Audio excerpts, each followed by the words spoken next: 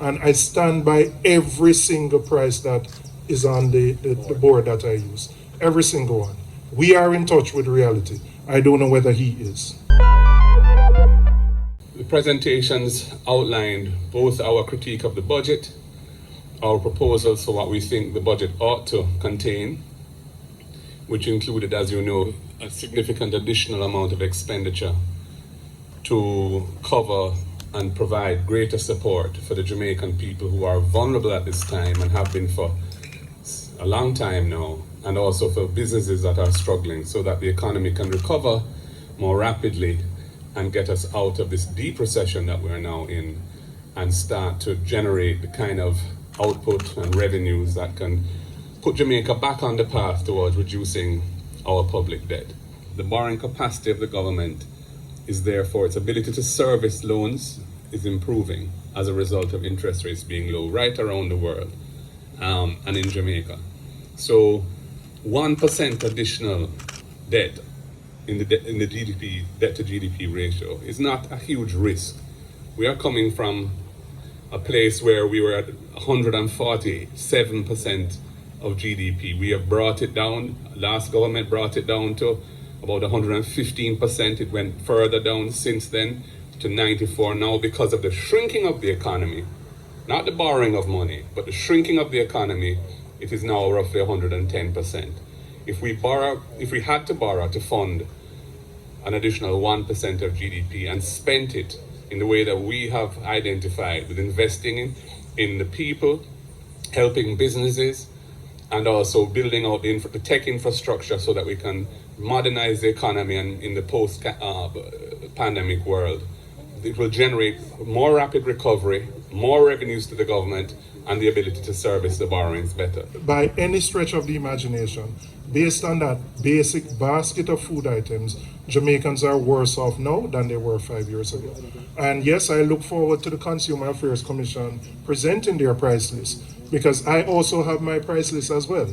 In addition to this receipt, I've also done research in a number of areas, not just in the corporate area, but in rural areas.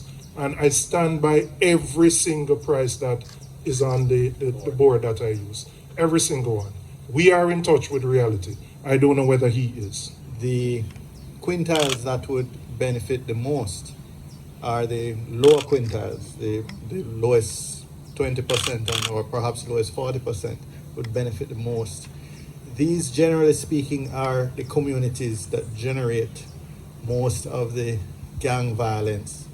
To the extent you can relieve the social conditions in those communities, to the extent that you can get students back into school, to the extent that you can get some businesses going, the local shops, the shoe repairman, getting fix up their homes, etc. That is in itself making a contribution to improving the social conditions in the communities. And I think the thrust of the leader of the opposition's presentation in terms of national security was that this one-sided approach to just suppression, militarizing our policing, sending in a whole heap of soldiers and police in body armor with M16s into these communities is not going to give you sustained reduction over the long term. It has to be balanced with social investment in these communities so that you cut off the supply of recruits to criminal gangs and ultimately, in a sense, contain the epidemic of violence. I believe that face-to-face is, based on the data that we're looking at, the most effective means of engaging our students. Now, in the world that we're facing, there is no doubt that in the future we're going to have some kind of a hybrid system, blended system, that also includes some form of virtual and so on. What we have to remember about Jamaica and the education system that we have, and the leader of the opposition spoke to that, is really to remember the level of inequity and equalness that exists in the system. And so what we have to make sure is that those who were limping along before COVID because we have lost a year. But there are so many students that have lost more than a year because they came into September, some a year behind, some even more than that behind. They lost a year, which means that they are now 2-3 years behind, just simply in terms of time and the teaching learning process that they would have lost. What we cannot tell, and we need to do the necessary research, and it's one of the questions I have asked the Minister of Education. How are they monitoring the full engagement of students, not just someone who has logged in, but someone who is actually fully and effectively engaged? What are they learning from the research and the data that they are gathering, and how they are going to use that to determine how we go forward? I believe that there are a number of teachers and students and educators who have been really creative, innovative, and that they have found ways to cope. And I believe that we are going to need to have a conversation with them in terms of charting the way forward. But what is clear, for example, early childhood education can be done online. Our preschoolers need to develop those social skills, and they're really done through play. They're not done anywhere else. There are individuals, as implied in the question, without devices, without consistent connectivity. But also don't forget, there are students who don't have a place that they can set up, even if they have the device, that they can go online and do online learning. There are teachers who don't have a space that they feel comfortable putting on show for the online teaching learning process. So I think that when we are talking about what we're doing, we have to remember those realities.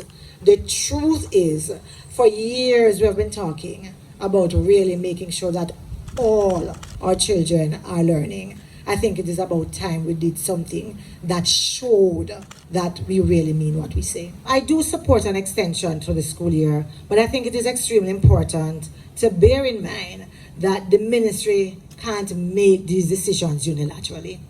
The truth is that schools have had a learning loss, and it's not been across the board in the same kind of way. There are teachers, I spoke to a principal just day before yesterday who told me that she's just simply tired. She's tired of going online, of closing, of opening, and every time you make a decision of that nature, it means that they have to sit and recast what they're doing.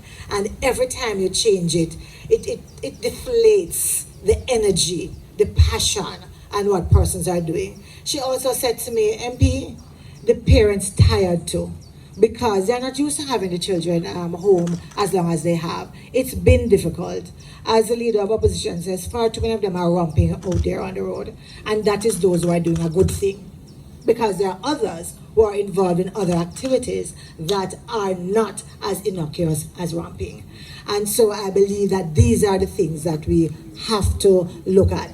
The other thing that concerns me, more than a year ago, the Prime Minister made a grand announcement about a high-level commission, education transformation task commission, and he promised that by March 2021, we would have gotten a report from this commission made up of some eminent persons. We haven't heard anything of that. I really want to know what they've been doing. I really want to know if they've been feeding, one who they've been talking to, one who they've been talking to. Secondly, have whatever they're coming up with, have they been feeding that into the Ministry of Education, so that as we look to reset education, that what they're coming up with, the recommendations, what they're finding, the lessons that they're learning, that those things are also helping to define the path that we are to take. We have never advocated a lockdown of the country, and let us be clear about this. A lockdown of the country depends on what phase of it you're in. A lockdown of the country depends on where your numbers are and where you see them coming from. So what we have advocated as an opposition is what we call rolling lockdown or geographic lockdown. Areas where we see increased numbers that are popping up, then we have a stay at home for those persons there. So we have never called for a country lockdown, but we have called for the use of the data to determine what intervention is done, and that is part of the intervention. We've seen the numbers of COVID positive cases going up.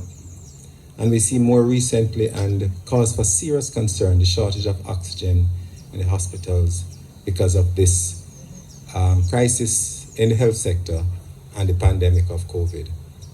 But what we have not heard, and it was very interesting yesterday at the Joint Select Committee on the COVID matters, was that there are 354 persons in hospital diagnosed with COVID-19 for treatment.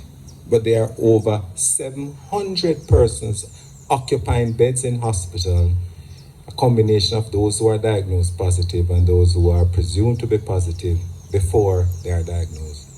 So we have taken out 700 hospital beds in this country for COVID cases. A situation that could have been preventable. A situation, had the government taken proper control of the pandemic from early, could have been preventable. And many deaths could have been preventable.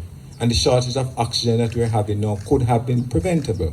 Because essentially what has happened is that no one thought, no one planned, despite earlier on in the pandemic when we were advised by the epidemiologists out of the Ministry of Health that there was a certain percentage of those who got infected would have been admitted to hospital. And of those admitted, a certain percentage, 5% of those who were admitted would have needed ICU facilities. The government said that they planned for it. And they were projecting over 1 million. Thank you, party leader. 1 million persons would have been infected with COVID. So the planning would have taken into account for that 1 million persons. But what do we see now? That they have, as the party leader said earlier on, engaged in PR and trying to hoodwink the Jamaican people into thinking that they have it under control.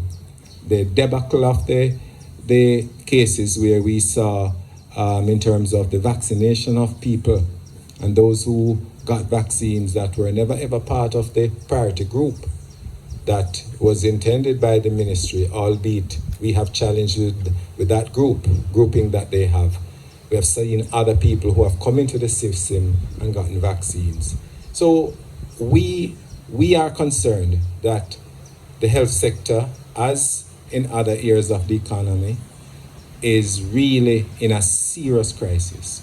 The reason why that has generated those profits is because of the devaluation of the currency and the volatility of the currency over the 3 years in which the $33 billion was generated. I simply made that point because I think the Minister of Finance was, first of all, a bit disingenuous by only referring to the realized gains and not the unrealized gains, which were actually more substantial. And secondly, because the effect of the devaluation, which has generated those profits for the Bank of Jamaica, is the additional hardship on the backs of the Jamaican people. Those price increases that were reflected in that board that the Shadow Minister of Finance held up in his presentation are real, and they greatly exceed inflation because many of those items are imported, and as a result, they have brought significant hardship on the people because those are the items that the people of Jamaica largely consume to live. So my point was that devaluation is a tax on the purchasing power of ordinary Jamaicans whose income is largely in Jamaican dollars. And so to crow that it is good policy that has generated those profits to pay that dividend, I think is a bit heartless and has not focused attention on the reality of how those profits were generated. The dollar was somewhere in the 120 region in 2016. It has averaged close in the high 140s. That's closer to 20%. Right, it went as high as 152. It's closer to 20%, not 3%. It was quite a wide-ranging address or a set of addresses, and I think reminded the Jamaican people what we stand for, where we're coming from, and where we want to take the country when we're next in office. I think it was necessary at this time to have that type of address because Jamaican people are struggling, are suffering, and there's a fair amount of despair, frustration, and even anger at what they perceive to be the poor handling and poor policies of the current government.